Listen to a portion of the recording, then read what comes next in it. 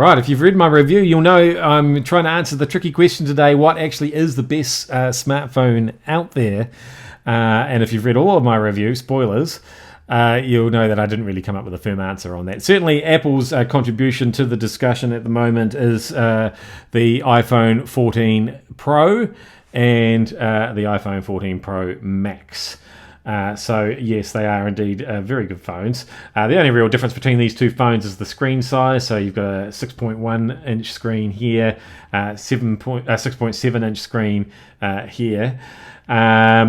Otherwise, very similar, wonderful screens, combining the ProMotion technology with the latest A16 Bionic chip. So these two phones are the only phones that of the new range that offer both those features. This is the Space Black, which really, if you look at it, is rather an attractive sort of gunmetal grey almost beneath the glass, and then you've got the contrasting black rails, stainless steel rails around the outside.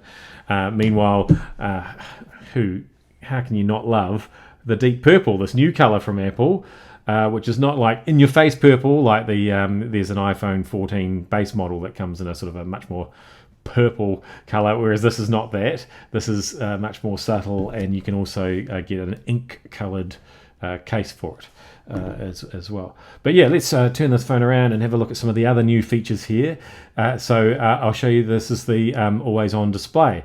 So if we just let that phone go to sleep, you can see that everything's faded out. And so unlike the other phones have been offering always-on displays for years, Apple's finally come to the party, but they've done it quite differently. So the lock screen is exactly the same as your normal lock screen. It's just faded to preserve battery life, which seems to work pretty well. And there's also a few other little tricks that you can do. So if I touch on it, as you'll see there, Domestic Manager comes in front of the clock.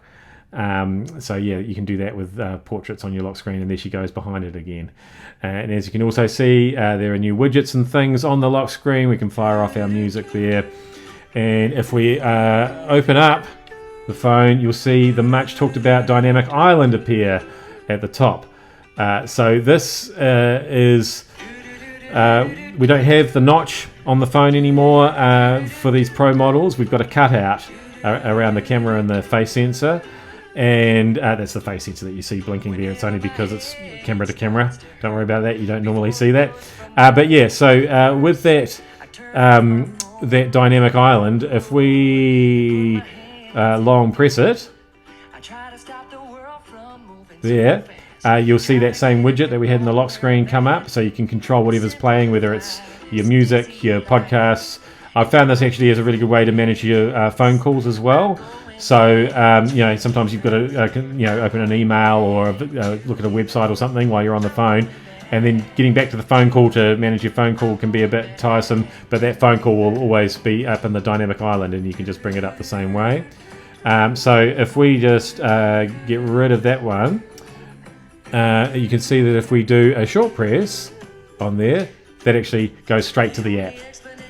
So that's a really quick way of doing that. So yeah, so there's a couple of new tricks. Who says these phones aren't new? They are new. And but yeah, the camera always gets an upgrade, doesn't it? And Apple's been talking a lot about low light performance, don't they always?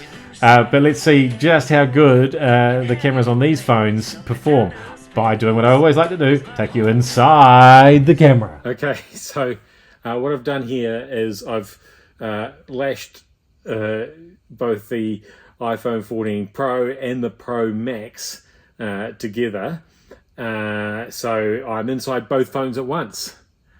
And so I am trying to demonstrate the video from the front-facing cam and from the rear-facing cam at the same time, basically, just to give you an idea of the quality with both those cameras. And we've got that side by side there, so can you tell which one's which? The point of this whole exercise, though, and the reason that I'm here in the closet, is because I've turned off the light comes on automatically when you're in a dark environment, but I've turned that off to give you a real sense of just how good the low light performance is from these cameras now. So this is literally the darkest room in my house. I'm in my wardrobe. Now, the door is open, I'll grant you that, but it's not like there's a window opposite. There's just a wall and a chest of drawers opposite me. You just have to take my word for that. But as you can see, I think you can still see me, even with the selfie footage, as well as with the primary camera footage. So yeah, that's a little demo of just how good the low light performance is of these new Pro phones from Apple.